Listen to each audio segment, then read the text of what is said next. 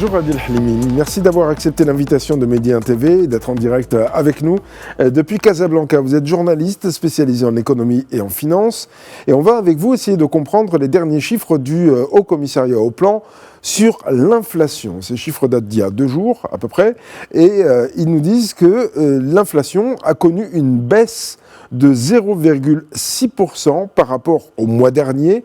Et sur un an, cette fois, la statistique nous dit que la progression des prix a été de 0,1%. Alors, il y a les chiffres, mais il y a aussi le ressenti.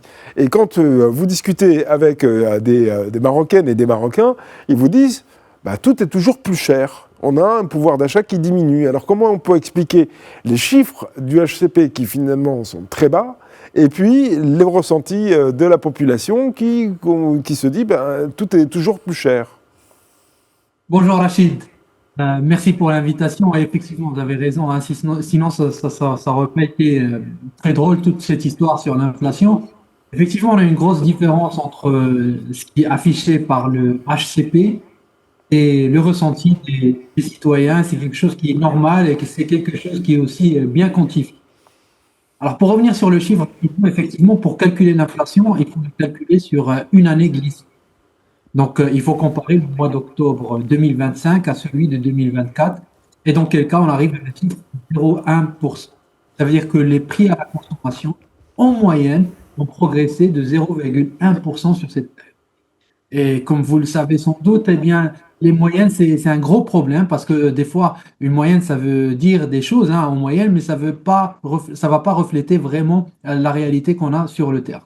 Parce que quand on regarde dans le détail, il y a ce qu'on appelle le panier de la consommation. C'est le panier qui est utilisé par le HCP pour calculer ce fameux indice des prix à la consommation qui nous permet de calculer l'inflation. Et ce panier-là utilisé par le HCP, il a quelques billets dans son usage. Et ces billets-là, on les retrouve un peu partout dans le monde. Premièrement, c'est la composition du panier. Si vous êtes un ménage à revenu bas, par exemple, le poids des produits alimentaires dans votre panier de consommation moyen est beaucoup plus élevé que si vous êtes un ménage aisé.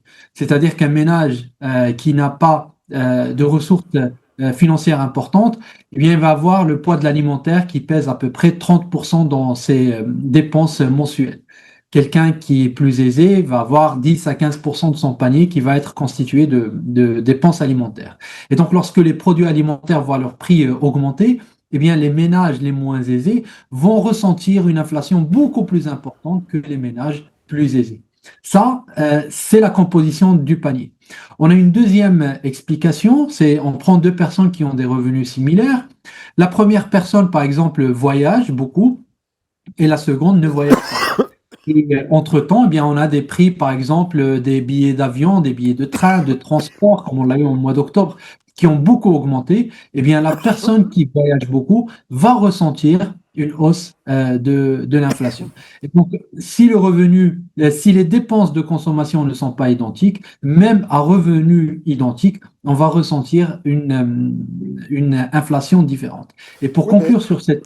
Oui, mais il y a quand même un point qui est quand même très intéressant, c'est que quand on regarde les prix qui sont pratiqués pour des denrées alimentaires, les fruits, les légumes, ceux qui sont le plus consommés, je pense à la tomate par exemple, au poivron, etc., qui sont le plus consommés ici au Maroc, c'est quand même un peu plus cher Bien sûr. Voilà, régulièrement. Les fruits, c'est la même chose. Le Maroc est un pays producteur, par exemple, de fruits rouges. En ce moment, il y en a pas mal sur les marchés. Ils sont plus chers que l'année dernière. Donc pourquoi est-ce que ça s'explique, ça? Et c'est pas reflété par les chiffres du HCP? Si, c'est reflété. En fait, la hausse des prix, l'inflation ne représente pas la hausse. En fait, l'inflation représente la hausse des prix. Ce qu'on a eu, c'est que depuis 2022, on a eu une hausse vertigineuse des prix au Maroc, notamment de l'alimentaire, et ce que vous êtes en train de décrire. Mais depuis une année, ces prix continuent de grimper, mais à une vitesse moins rapide que ce qu'on a eu dans le passé. Donc oui, les prix sont beaucoup plus élevés qu'il y a 2 ans, qu'il y a 3 ans, mais leur progression, leur vitesse de progression, qui est mesurée à travers l'inflation, elle ralentit. Si vous voulez, on a un produit dont le prix a augmenté de 10 dirhams par mois pendant une certaine période. Aujourd'hui, le prix augmente de 1, 2, 3 dirhams. Il continue d'augmenter, mais la vitesse de progression est moins rapide qu'auparavant. C'est pour ça qu'on a des chiffres de l'inflation qui nous paraissent nous bas, mais il ne faut pas oublier que une inflation à 0,1% ne veut pas dire que les prix ont baissé, ça veut dire que les prix ont continué d'augmenter. Maintenant, vous avez tout à l'heure parlé du prix d'un mois à l'autre qui a baissé de 0,6%. Alors, la baisse de cet indice, c'est une notion assez technique, hein, on est vraiment dans des notions statistiques, mais qui ont une explication. La baisse d'un mois à l'autre ne reflète pas l'inflation. L'inflation se mesure de manière annuelle et non mensuelle. Donc, quand vous avez un indice des prix qui baisse d'un mois à l'autre, cela signifie juste que dans la méthode de calcul de cet indice, on a un retrait parce qu'il y a des effets de base, etc., et des effets statistiques. Mais pour mesurer l'inflation réelle, il faut mesurer octobre de cette année par rapport à octobre de l'année dernière. Et là, effectivement, on a une hausse des prix, elle est de 0,1%. Ça veut dire qu'en moyenne, le panier utilisé par le HCP, qui est, rappelons-le, constitué de 600 produits alimentaires et non alimentaires au Maroc, a augmenté en moyenne de 0,1. Mais quand vous allez regarder à l'intérieur, vous allez trouver que des fruits rouges ont augmenté de manière beaucoup plus rapide, que des prix liés par exemple au transport, etc. ont baissé. Et c'est la moyenne qui donne les 0,1%. Et comme je le disais tout à l'heure, c'est la notion de moyenne qui crée cette distorsion entre ce qu'on perçoit et ce qu'on voit réellement, parce que le panier du HCP ne va jamais refléter exactement ma consommation à moi avec mes propres habitudes alimentaires. Oui, on a bien compris que le Haut Commissariat au Plan produisait ces statistiques, non pas pour tromper les consommateurs, mais parce que ça correspond à une norme internationale, et que cette norme internationale, elle doit être respectée ici aussi au Maroc, avec ce panier, effectivement.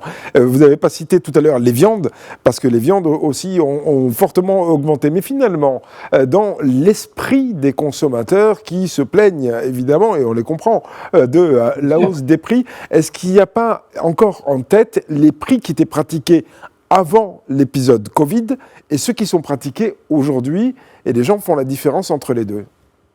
Effectivement, on a ça, c'est ce qu'on appelle d'ailleurs des habitudes d'ancrage d'inflation, hein. Les gens ont en tête un certain niveau de prix, et tant qu'on n'est pas revenu à ce niveau de prix-là, eh bien, ils vont toujours considérer que nous vivons avec une accélération des prix, même si les prix se stabilisent. Maintenant, il faut le dire, hein, il faut être honnête, ça sera très difficile de revenir à des niveaux d'inflation qu'on avait en 2018 et 2019.